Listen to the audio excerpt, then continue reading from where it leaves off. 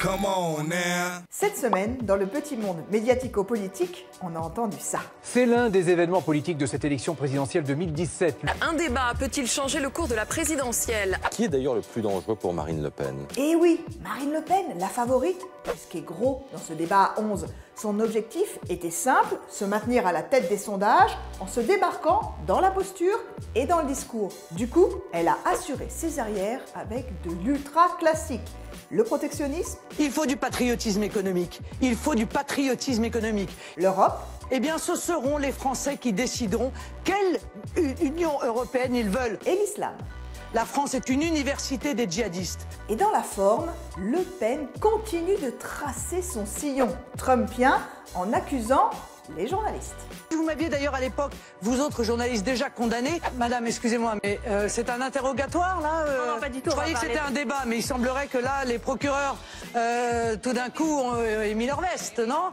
Leur robe. Voilà, dans le fond et dans la forme, Le Pen fait du Le Pen. Et les attaques de ses concurrents directs ont renforcé son positionnement. Fichez-nous la paix avec la religion. Madame Le Pen, vous ressortez, pardon de vous le dire, mais les mensonges qu'on entend depuis 40 ans et qu'on entendait dans la bouche de votre père. En train Daesh, d'écarter ça vous ce genre arrange, de Madame Le Pen, ça vous arrange. Non, ça ne m'arrange Mais pas. si, ça vous arrange, Vous ça vous fait avez- prospérer. Non. Mais dans ce débat, ses principaux adversaires n'étaient pas les favoris, mais les petits candidats qui ont brouillé son image et fait vaciller son personnage en apparaissant pour certains plus anti-européens qu'elle et pour d'autres plus proches du peuple. Ce que je propose, et je suis le seul candidat du Frexit, comme le font les Britanniques, la sortie de l'Union européenne. Quand nous on est convoqués par la police, nous ouvriers par exemple, on n'a pas d'immunité ouvrière. Désolé, on y va. Voilà. Vous avez une chance. Le système vous protège. Tant mieux pour vous. Le lendemain, la presse était unanime. La phrase de Philippe Poutou reste la punchline du débat. Et elle a obligé les lieutenants de Le Pen à déminer le terrain dans les matinales. Monsieur Poutou est un candidat anti-système parce qu'il parle de l'immunité de Marine Le Pen.